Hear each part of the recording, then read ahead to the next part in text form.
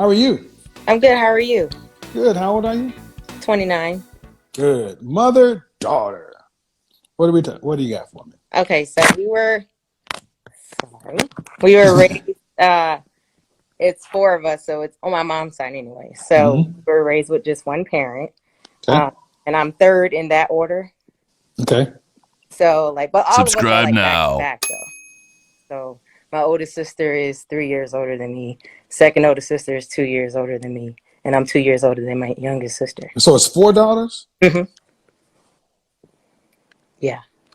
So Okay, go ahead.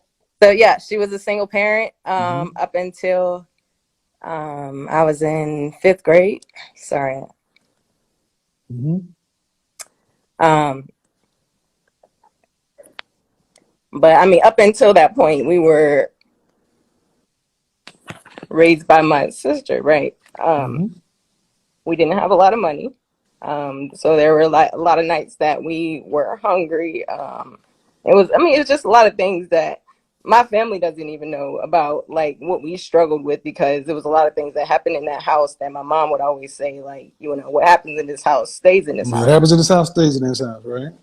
But when she decided to get married, she married somebody that she barely knew. And he was younger than her, probably about 10 years younger than her. I can't remember. But he molested us.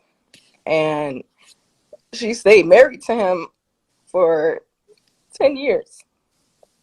So um, after, and she knew about all of it, knew about it. Like, we would tell her, like, these things were happening. And she would say things like she's going to talk to him, never anything like legal action or whatever.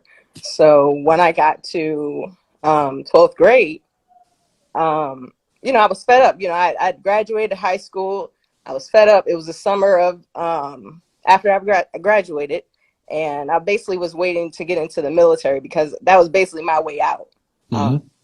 from all of this. But he had touched my little sister, and basically that was the last straw for me.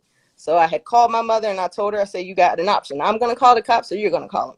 Like, and, Hmm. the cops were called, and they took him for a little bit, but he came back because, like, um, if you don't have a lot of First proof, time offense. Yep. right? Hmm. So he came back, and there was like a huge argument and things like that, and ended in like me grabbing a knife, things like that. So he basically ran out of the house. I went to my aunt's house and I stayed there to cool down or whatever. But even after that, it was kind of like a long time before she decided to divorce him. Okay. But So till this they're day, that was divorced. 10 years ago. They're divorced Yep, now. they're divorced. And your younger sister, where is she? She's So she went to the army, but she's out now. She's married. She's still in Savannah. I'm in Atlanta now, but we're from Okay. Savannah. Um, Um, and your younger sister's married. About your two older sisters. my oldest sister is married. My second oldest sister is not, and I'm not. Okay. Um, have you guys ever had any counseling or therapy between your sisters? I did. When I went to the Air Force. I decided to bring that up Okay. um, because it's a lot of things I still struggle with. But What I'm asking is individually, because I did he molest all of you? he did. My oldest sister didn't get much of it because Right. he put her out of the house. So Most likely to defend herself. Um, so what is your relationship like with your mother today? I literally just recently removed her from my life. And it's only because you can't have a conversation with her to tell her the truth about how damaged mentally how much damage that caused for us mentally till this day.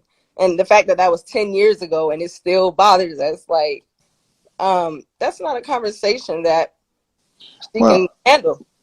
she can't. Well, I mean, and I'm not gonna make any excuses for it, but the first person is the person I'm talking to now. Intensive therapy for all this trauma. I mean, individually and group, because your siblings are one thing. Your mother, if you say you went to your mother and she didn't do anything about it, that happens far more often than people want to admit. And Right. but what she's carrying, her guilt, her trauma, you can't change that. You certainly can't make her talk about it.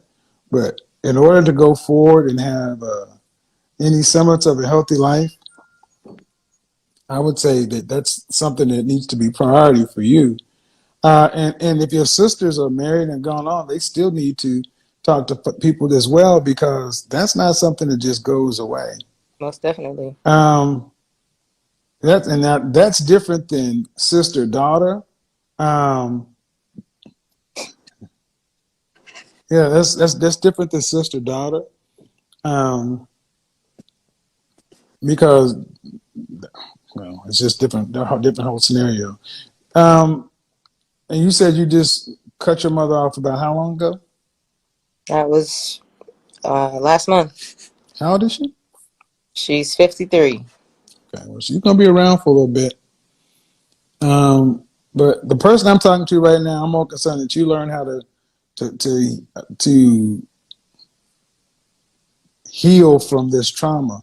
Um, and that's outside of my scope of expertise. This is when I start referring people to psychiatrists and psychologists. But when trauma is there, it needs to be addressed. We can't alpha our way through it. We can't blood and guts our way through it. We can't pray our way through it. We can't Jesus our way through it. We got to sit down and get on somebody. We got to do the work.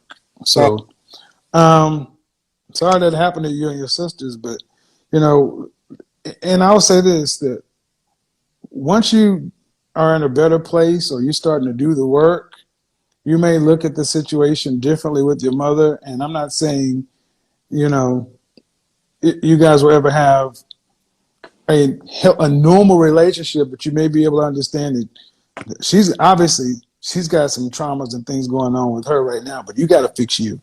You got to fix you. You got to worry about you before you can worry about anybody else. And if something else happens on down the road, let that happen on down the road, but prioritize your health, your Right. mental health immediately. Can't Right. wait.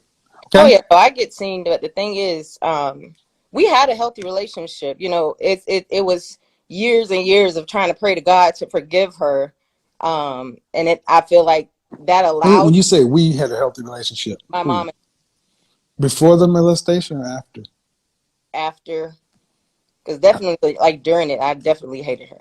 I Absolutely. don't I don't I don't think it's going to be possible to have a healthy relationship after molestation prior to any real healing.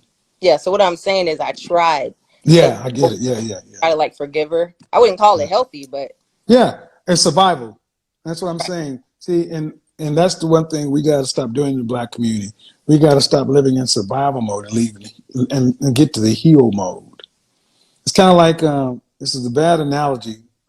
I'm not trying to minimize the situation, but it's like having a flat tire and then putting on a donut and then trying to drive full speed. Yeah, you can get down the road, but you're not going to be able to do the things you need to do. And because I do have respect for the process and what goes on here, I'm going to go ahead and end this now and definitely recommend therapy. Are you still in the military? no, I'm medically retired. Okay. Well,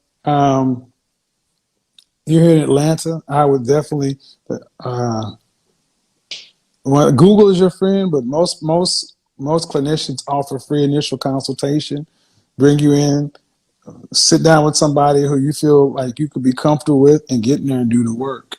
Because that's what's going to be required, doing the work, because you don't want this to pop up in some sort of compulsive behavior, addiction, or anything like that, because we can't just stuff this stuff down and act like it didn't happen. So have a good day, man. Me too. Bye.